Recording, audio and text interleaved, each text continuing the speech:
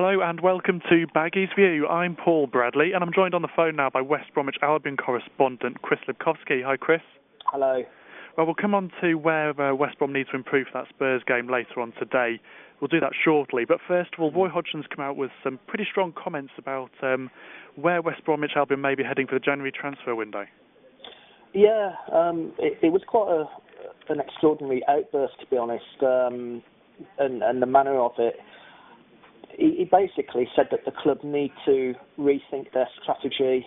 They're at the stage of their evolution, if you like, where they need to invest on players on higher wages and take the club on.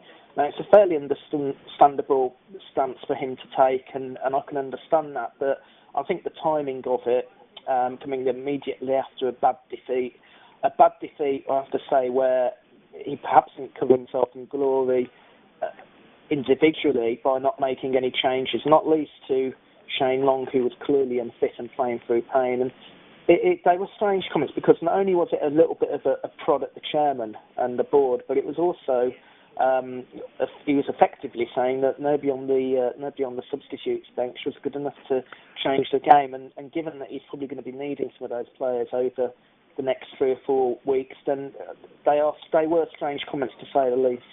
How do you think the board are going to react to Hodgson saying those things publicly?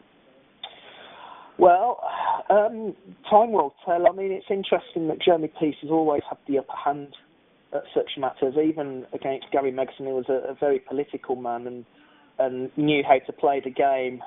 Brian Robson, Tony Mowbray and Robbie Di Matteo always sort of fell under that radar and never really threatened the chairman. But Roy Hodgson is somebody who's got great standing in the game. He's very highly respected, and his name does carry a lot of weight even now. And I think it's going to be interesting how the board react to this. They either will come towards some kind of compromise where they do back him to some degree, but maybe not as much as he'd like, or it's the first sign of a potential bit of friction between the two. And I think the other thing that we have to take into consideration, of course, is that Roy is coming up to a period now where he's out of contract at the end of this season, but while his name is above that dressing room door, he will want what's best for the team and what's best for his own career, and he won't want his career or the second half of his spell at the club to peter out.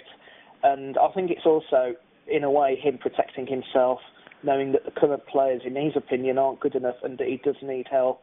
Because at the end of the day, I'm sure Roy has got half an eye on maybe, if not a different job in the summer, then certainly doing something with his career. And he won't want this half the season to peter out, especially due to injuries or lack of investment.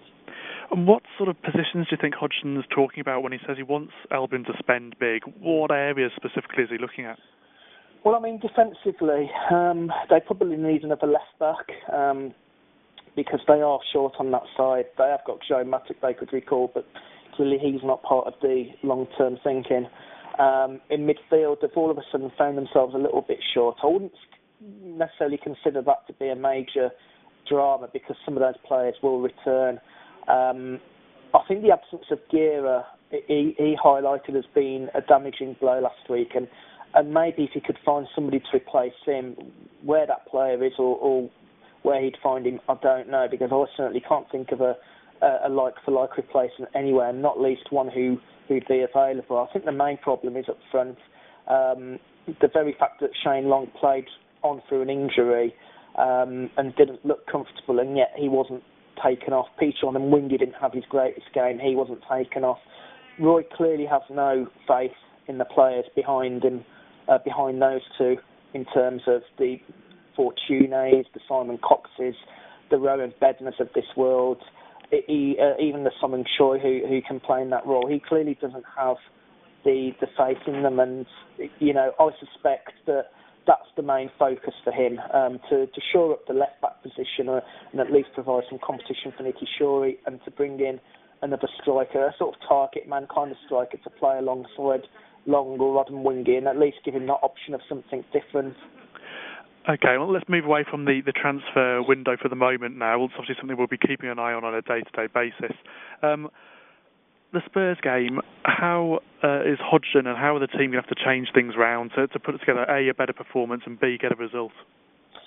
Well, it's hard to know where they'll go because the team is so depleted at the moment that it would be, it will be not impossible to even predict the team for today's game. I'm almost inclined to say that it's become a bonus game, given the problems they've got and the injuries they've got. They've just got to do as best as they can with the personnel available to them. Tottenham have got one or two injuries or doubts over Parker and Van der Vaart, which will help.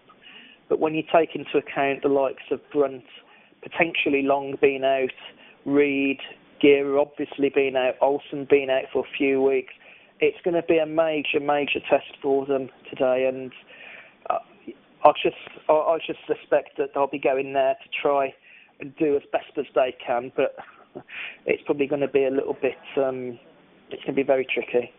Well, it could be a long game for them with all that considered. Chris, thanks for your thoughts today, and thank you for listening to the first Baggies View of the new year. We'll be back again next week with more from Baggies View.